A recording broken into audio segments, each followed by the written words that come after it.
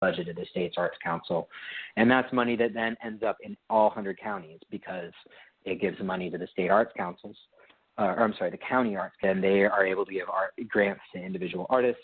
They give grants to arts organizations. They make sure that, even in small towns, that there's work happening. There's, arts festivals, that there's art walks, that there's concerts happening, that there's plays, just all the different things. And those are huge things. And I think in some ways those can make a bigger impact in smaller communities. To tie it back to that rural theme, a grant of $5,000 in a rural area can go a super long way because, your cost of renting a space or whatever is less. So that's the hope this year. We'll see. We'll keep asking, even if they say no again this year. But the ask is $1 for the arts, and even if people can't go to the event, they can check out artsnc.org and tweet about it. They can contact even sign up for alerts so that when important issues in the arts come up, they can contact their legislators and know that they really care about supporting the arts in North Carolina. And so, yeah, I think you're right, Mark. It's really important that we have our voice heard and consistently, talk about the importance of what we do. And even on the national level, I was wondering, do you think that we're doing a good job of supporting the arts? Because every time I turn around, it seems like arts organizations nationally are even getting cut, whether that's the humanities, whether that's the NEA, whether that's whoever. So it seems like the arts are not just being threatened on our local and state level, but also on a consistent basis on our national level.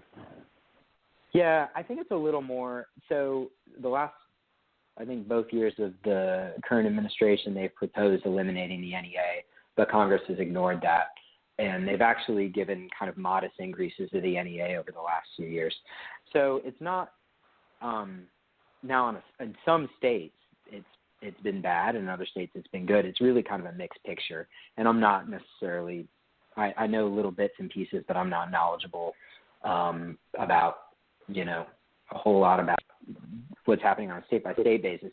But the NEA has been pretty flat or slightly up the last few years. Now it's actually not that big of a budget if you think about, the fact that we're a country of over 300 million. I think that what's happened in our field is that we've become a lot more reliant on individuals than government. If you just look across the country at what's funding arts organizations. And, in some ways that can have some upside. I mean, of course, I think everybody who is an artist or runs an arts organization would love to have more money to do more cool things. But I think also when you're getting money from individuals, it's not as political. So it, in a way, it kind of frees you up to do more interesting things. So it's a complex situation. Of course, I think a lot of it comes down to I see it as a bit to think that we'd have some more resources to be able to fill the gaps, for example. Now, where those come from, it'd be great if it was a mix of public money and private money. But, I think at the end of the day, it's a challenge to figure out how to, it's just a question of, how do you kind of try and solve the problems that are ahead? And, we'll gladly work with governments or private funders or whoever can kind of support the work that needs to get done. Yeah, because it's interesting you bring that up because I'm actually on the board and we have a meeting tomorrow with the Carolina Theater in Durham. And one of the things we've been talking about is the fact that it seems like it's a lot of people that are pulling back from their funding, not just nationally, but it seems to me, and I made this observation in one of our subcommittee meetings, that even corporations are pulling back. So it seems to me that a lot of the money that we're getting now is what you just said, is private money. So even the corporations seem to be pulling back their support of arts organizations. I remember years back in the past where you would see tons of corporate sponsors of even festivals like Centerfest or the Blues Festival or things of that nature, but you don't see as many of them because, of course, they want to see a certain amount of massive amounts of eyeballs looking at their product. And, whether it's a blues festival that might be in front of thousands or maybe even tens of thousands, that's still not 100,000 to a million, which they can get off of, say, a ball game at the Bull Stadium or some of the other things that they might be investing in that they're not necessarily investing in terms of investing in the smaller kind of festivals. And I was wondering, have you run into that problem? I know it's just part of your as much funding from the corporate world. Yeah, I mean, I think that I don't know that the Triangle has ever been a huge corporate, that there's ever been a huge amount of corporate money in the Triangle, just because if you look around, there's not a lot of huge corporations that are based in the Triangle. So we do have some examples of some pretty, there's some banks that are very generous. There's some other organizations that are very generous, but is had because of all the banks that are headquartered there. So that's never been, I think, a huge thing. I think if you actually, I'm sure you know more about what the history of funding the arts in Durham is, but in Raleigh we have a per capita allocation for arts funding. So as the population grows, Raleigh has put more and more resources into the arts.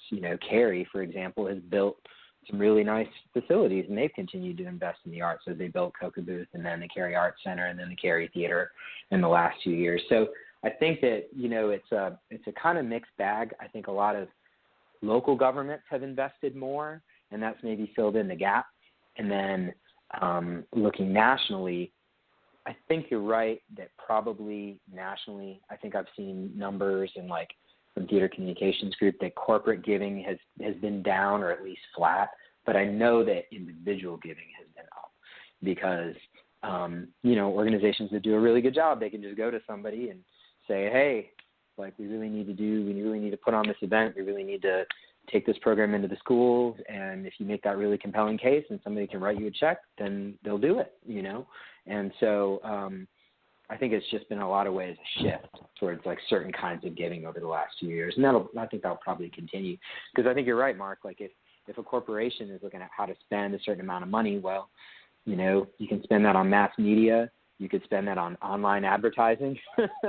Or you could spend it on sponsoring an arts event, and it's just a question of where, a lot of times they might see a higher ROI on something else. So it's good that we've had certain local governments and a lot of individuals step up. Yeah, definitely. And it's always important that the local people do step up and support the arts because, like I said, the arts is very vital to our society. And we've got about 5 more minutes to go before we wrap up this particular edition of the show. But, Charles, before you get off and everything, I've got 2 questions. One, and I'm going to get to Julius as well, but are there any other shows that are coming up that you really would like our audience that is listening either now or on the replays later to know about other than those that you have mentioned? And then I'll get to the other question, and then we'll have a question for both of you to wrap it up. But is there any other shows that are coming up at Raleigh Little Theater that you would like folks to know about? Yeah, I'm really excited that we're doing we're doing West Side Story in concert with the Raleigh Symphony Orchestra in May 18th and 19th. And that's really cool. West Side Story hasn't been done in the state of North Carolina since HB2 because the Bernstein estate only recently started granting rights again. So that event will, some proceeds from that event will benefit Equality North Carolina.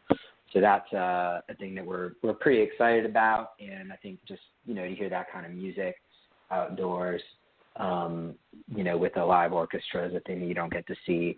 And it's certainly a lot more affordable to see it with us, even though the performers will be great because the Raleigh Symphony Orchestra is kind of like the Durham Symphony. They're a professional group. They're not the North Carolina Symphony that people are also really fond of, but they're a really, really great orchestra.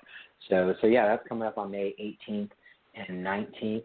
And then looking out a little further, in September, we're doing a play by Dominique Morisseau called Blood at the Root, and it's about the Jena Six in Louisiana, and a really kind of horrible incident of racial intimidation, but about kind of some very courageous young people who told that story. Are you familiar with that story, Mark? Yes, I'm very familiar with that story. Yes, definitely. Yeah, and so this is a play that's just starting to get done around the country. We have a really amazing director who's just moving back to the area called Lamar Jones, and I think it's just a story that's really important to understand. I think our artistic director Patrick really kind of sees it as an important look at how we understand and cope with symbols of hate and how we, stand up in front of that and then move, kind of rise above it. And I think that's going to be really interesting. He's got some very exciting ideas about community engagement and conversations that'll be coming around that. And and it's a really, really beautiful piece. It uses a lot of poetry, a lot of movement. I think it's kind of an interesting way that a lot of theater artists, I think, are trying to move towards more multidisciplinary work like that uses like movement and poetry and music to kind of address important, controversial topics. And so I'm really excited about that play as well. Cool. And what's the website that people can go to find out about what the Raleigh Little Theater has going on? So what is the best website to reach out to you? And if there's a personal email for you, how can people reach out to you if they're hearing this and are interested in seeing what the season is looking like, or just reaching out to you to talk about doing stuff there? Yeah. The website is, Raleigh Little Theater, and we spell theater with an RE.org. And my email address is charles@RaleighLittleTheater, again with an RE.org. All right. And real quickly, before we get off and everything, Julius, how can folks reach you as well? You can go to my website, www.blackcotton.us, and click on the Contact Us tab, and put in information, send me any questions. You can also follow me on Instagram at blackcotton.us. Send me a DM. All right, sounds good. And the question I asked Julius earlier before you got on, Charles, was because I just bought my first one that I have not bought in years. I actually made the mistake, as Dean told me, of actually naming the numbers because I don't expect to win. These numbers are too close together. But if you won the lottery, what would you do for the Raleigh Little Theater or yourself and your significant other? So if you were to win the lottery, what would you do? Julius has said he's going to build like this super amusement kind of like crazy thing out at the farm. So if you won, what are you doing? Oh, man. I don't know. Yeah, that's a great question. Man, I'm boring. I'd probably like start a foundation or something and just give grants. But I don't, just because I don't think I necessarily have the best ideas, but it would be fun to give money away like for the future and let people do stuff. But I'd want to be anonymous. So that would be my other request, is like be able to start a fund like the Triangle Community Foundation and also be anonymous, but like give lots of money away to artists and arts organizations. Sounds like a wonderful idea and everything.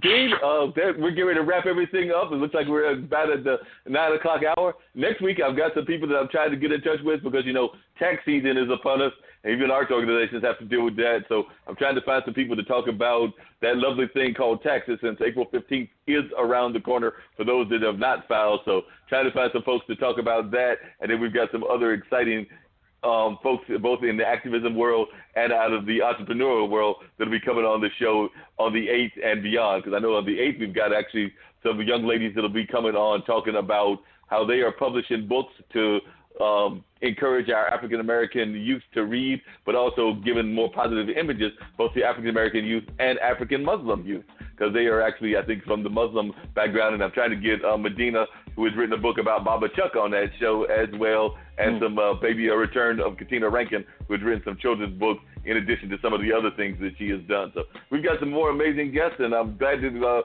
Charles and Julius were able to get on the line with us today. I thought we had some very interesting and good conversation, and they noted, as I tell everybody, we always welcome our guests back that have been on the show. If you've got any parting thoughts that you want to share in 30 seconds or a minute for either Julius or Charles, we've got about that time. That if you got any parting thoughts, we would love to hear them. I got 30 seconds before this thing shuts off, so I'm going to say this right here.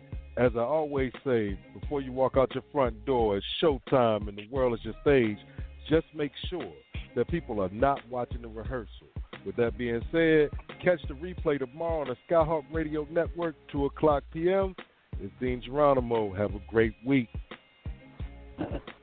Appreciate you, Dean. And like he said, have a great one. We definitely enjoyed the conversation.